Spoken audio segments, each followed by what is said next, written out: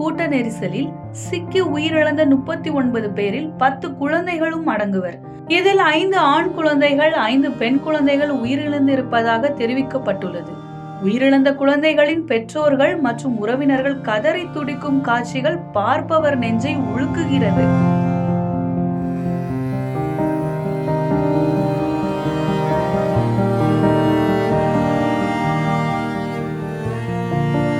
கரூர் வேலுச்சாமிபுரத்தை சேர்ந்த குருவிஷ்ணு என்ற 2 வயது குழந்தை கூட்ட நெரிசலில் சிக்கி மூச்சு திணறல் ஏற்பட்டு பரிதாபமாக உயிரிழந்தது.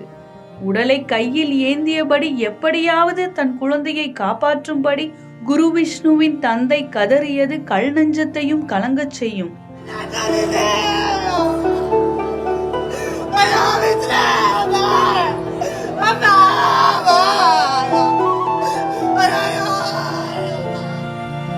தனது பேரனை முகத்தில் மிதித்து விட்டனர், வயிற்றிலும் ஏறி சென்றுள்ளனர். காலில் ஏதோ தென்படுகிறதே என்று குழந்தையை தூக்கியிருந்தால் என் பேரனை காப்பாற்றியிருக்கலாம் என குருவிஷ்ணுவின் பாட்டி கதரும் காட்சிகள் நெஞ்சை உழுக்கும் விதமாக இருக்கிறது. இந்த பையனும் என் பேரனும் கீழே விழுந்துட்டானா என்னன்னு பேரனங்க மிதிச்சிருக்கிறாங்க, இங்க மிதிச்சிருக்கிறாங்க. அந்த பச்சுண்டு காலுக்கு தடுக்கி இருக்குதுன்னு தூக்கி இருந்தாங்கன்னா பையன் பொழைச்சிருப்பானே. இதே போலவே ஒரே குடும்பத்தை சேர்ந்த சாய் ஜீவா என்ற 4 வயது குழந்தையும் சாட்லட்சணா என்ற சிறுமியும் உயிரிழந்துள்ளனர். மழலை செல்வங்களின் உயிரற்ற உடல்களை ஏந்தியபடி பெற்றோர் விட்ட கண்ணீரால் கரூர் மாவட்டமே நிலை குலைந்து போயுள்ளது. விஜயை பார்த்துவிட்டு வருகிறேன் என சொல்லி சென்றார்கள் என மனைவியும் மகளும் இறந்ததை தாங்க முடியாமல் கதறி அழும் தந்தையை பார்த்தால் பதறுகிறது மனம். பிள்ளை போயிடுச்சு. வீட்டுக்காரம்மா என்னாச்சுன்னு கேட்டேன். வீட்டுக்காரம்மா கடைசி வரைக்கும் தெரியாம 1 மணி நேரம் இருந்துச்சு தான் தெரிஞ்சு. அது முடியாம பிரைவேட் ஹாஸ்பிட்டல சேர்த்திருப்பாங்களாட்டுக்கு வந்து மார்ச் வரைக்கும் வந்துருச்சு.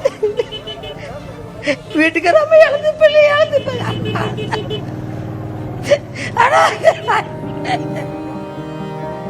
என் பிள்ளைகளுக்கு அடுத்த மாதம் திருமணம் நடக்க இருக்கிறது.